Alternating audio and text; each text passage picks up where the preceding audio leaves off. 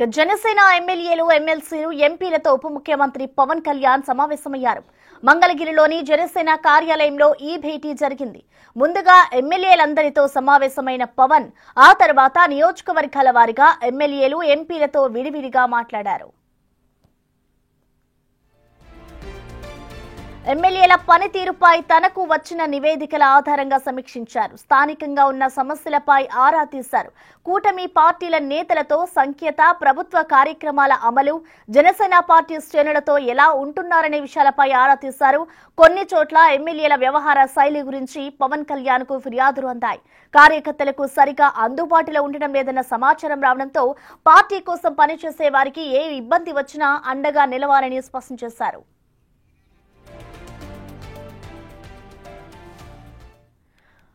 ఈ సమావేశానికి సంబంధించిన పూర్తి డీటెయిల్స్ ని మా ప్రతినిధి శివ అందిస్తారు. శివ, చెప్పండి, అసలు ఈ సమావేశానికి సంబంధించిన డీటెయిల్స్ ఏ విధంగా ఉన్నాయి? అసలు ఎలాంటి దిశానిర్దేశం చేశారు పవన్ కళ్యాణ్ ఎమ్మెల్యేలకి?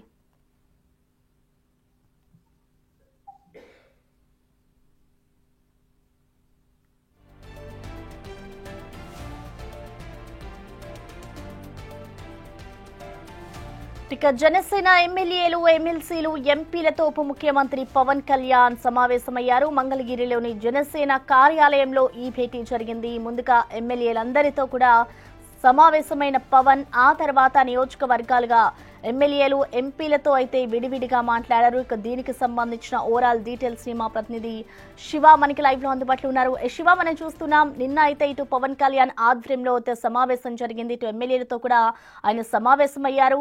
ఎలాంటి సూచనలు జారీ చేశారు? ఓవరాల్ మీటింగ్ కి సంబంధించిన అప్డేట్స్ ఏంటి?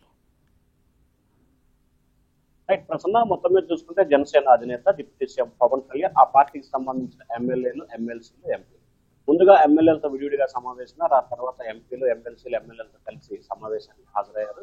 ఈ సమావేశానికి సంబంధించి ముగ్గురు ఎమ్మెల్యేలు దుమ్మాకొట్టు పరిస్థితి కనిపిస్తా ఉంది. సడన్ గా సమావేశం ఏర్పాటు చేసిన నేపథ్యంలో అందుబాటులో లేమని చెప్పి పండగ నేపథ్యంలో చెప్పినట్టు కూడా తెలుస్తా ఉంది. అయితే దాదాపుగా 28 మంది ముఖ్యమైన నాయకులు ఈ సమావేశానికి హాజరయ్యారు. ప్రధానంగా డిప్యూటీ సీఎం పవన్ కళ్యాణ్ కీలకమైన అంశాలకు సంబంధించి 5 సూచనలు చేసిన పరిస్థితి కనిపిస్తోంది. ఒకటి, మన పార్టీకి అండగా ఉన్న యువత మహిళలకు సంబంధించి కూడా అగ్రతాంబూలం ఇవ్వాలి. అలాగే నియోజకవర్గాలకు సంబంధించి 3 పార్టీలను సమానం చేసుకుంటూ ప్రతి నెల కానీ లేదా 2 నెలలకు ఒకసారి కానీ 3 పార్టీ నేతలతో ఒక సమావేశాన్ని నిర్వహించాలి. విభేదాలకి, అవినీతికి, అక్రమాలకి దూరంగా ఉండాలి. త్రిశూల వ్యూహాన్ని అమలు చేసి పార్టీ ఎదుగుదలకు ఉపయోగపడే విధంగా చర్యలు తీసుకోవాలి.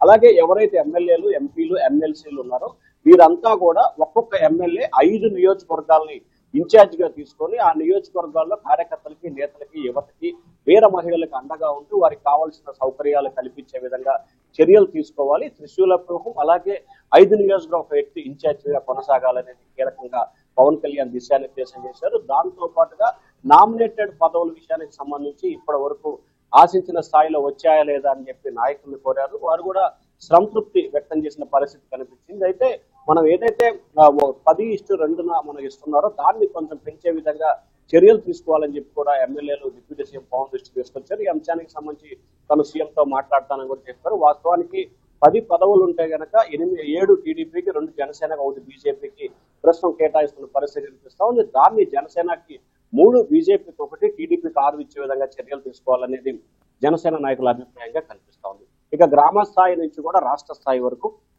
పార్టీ పటిష్టంగా ఉండే విధంగా చర్యలు తీసుకోవాలి.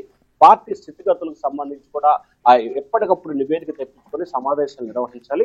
అలాగే పంచాయతీరాజ్ గ్రామీణాభివృద్ధి శాఖ నుంచి కూడా గ్రామ స్థాయి నుంచి మండల స్థాయి, నియోజకవర్గ స్థాయి వరకు మనం రోడ్లు వేసాం. ఆ రోడ్లకు సంబంధించి ఏ రకంగా ఉన్నా ఏమిటి అనేది నిత్యం ప్రజల్లో ఉంటూ వారికి అవగాహన కలిగించే విధంగా చర్యలు తీసుకోవాలి. రాష్ట్ర ప్రభుత్వం చేస్తున్న అభివృద్ధి సంక్షేమ కార్యక్రమాల్ని బలంగా ప్రజల్లో తీసుకోవాలి. అలాగే ఇటీవల ప్రధానమంత్రి నరేంద్ర మోడీ ప్రవేశపెట్టిన GST 2 వల్ల అనేక పేద, బడుగు, బలహీన మధ్యతరగతి ప్రజలకి అందుబాటులో ఉండే విధంగా కనిపిస్తుంది. దాదాపుగా 5 నుంచి 13% వరకు కూడా GST తగ్గింది కాబట్టి ప్రజలకి మేలు చేసే విధంగా ఉంటుంది.